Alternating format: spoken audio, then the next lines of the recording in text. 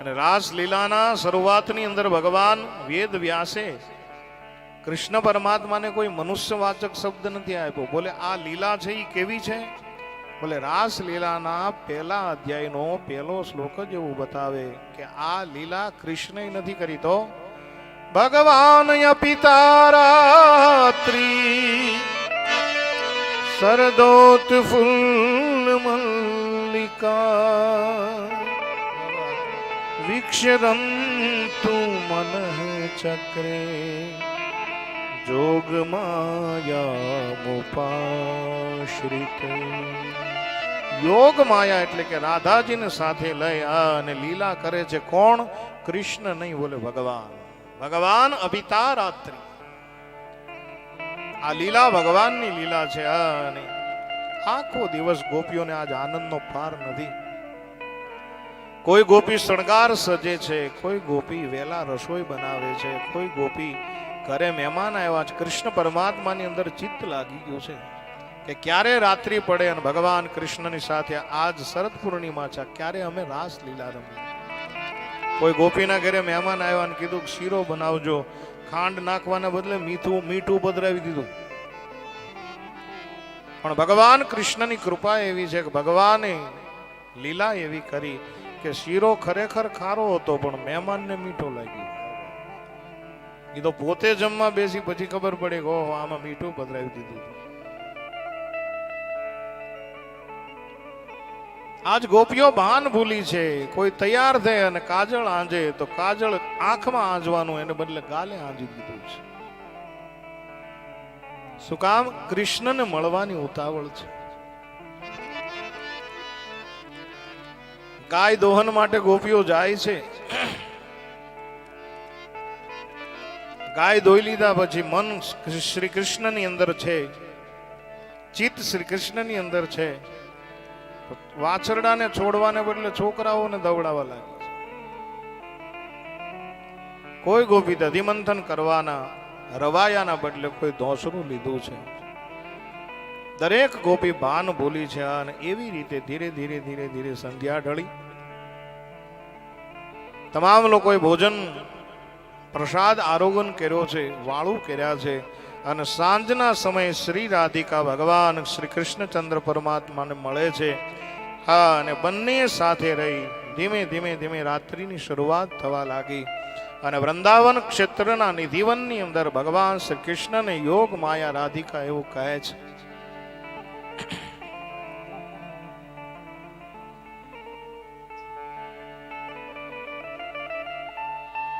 કૃષ્ણ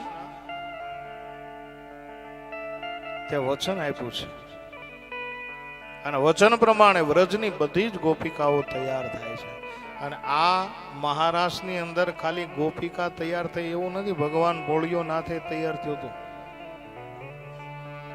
પાર્વતીજી તૈયાર થવા લાગ્યા ને કીધું તમે ક્યાં જાઓ છો? બોલે મહારાષ્ટ્રની અંદર.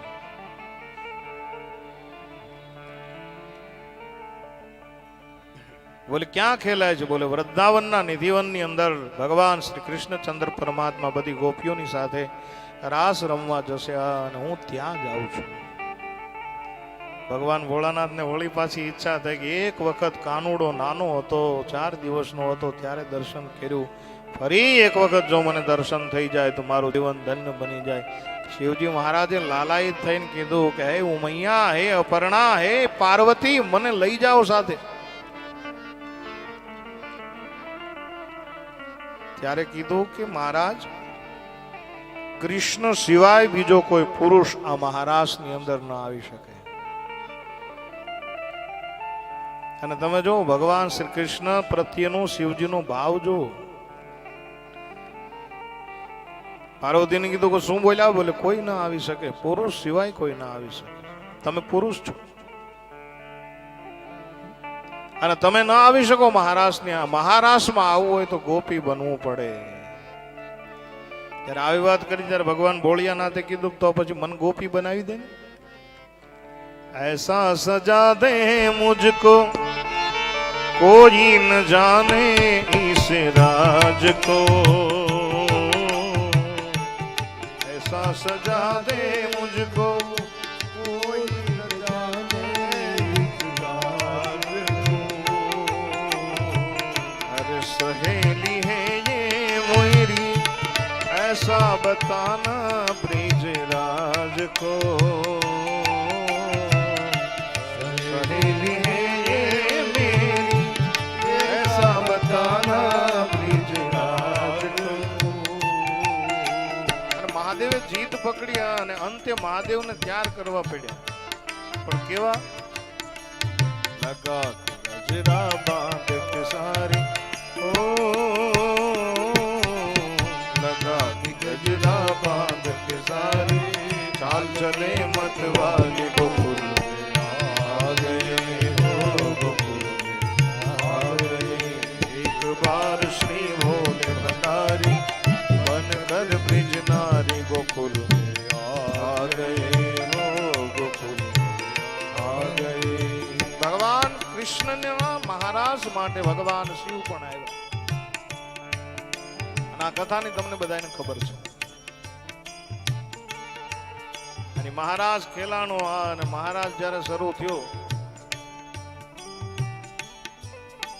બધી ગોપીઓ નાચવા લાગી ભગવાન શ્રી કૃષ્ણ રાધાજીની સાથે નાચે છે પણ વાત ઈ થઈ કે ભગવાન શિવને રાસ થોડો આવડે તાંડવ આવડે તાંડવ કરે ભગવાન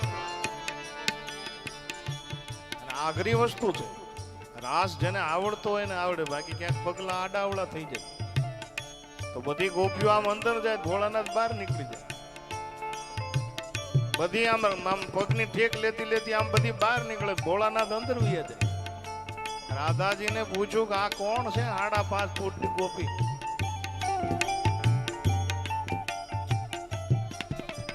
ત્યારે રાધાજી કીધું કે પાર્વતીની સાથે આવેલી છે આ અમને કઈ ખબર નથી અને હશે કોઈ મહારાજ કોઈ ઊંચા નીચું હોઈ શકે પણ બોલે એને રાસ નથી આવડતો ભગવાને ધ્યાન ધરીને જોયું ખબર પડી કે અખિલ બ્રહ્માંડ નો નાથ ભભૂત ભાવન ભગવાન ભોળિયો નાથ છે અને કમરમાંથી ભરાયેલી બંસીને કાઢી તારાચંદજી લખે છે ऐसी बजाई बंसी शुद्ध बुद्ध भूले भोलेनाथ रे ओ ऐसी बजाई शुद्ध बुद्ध भूले भोलेनाथ रे आई गए हैं शंभु समझ गई सब बीजनार रे ओ आई गए हैं शंभु समझ गए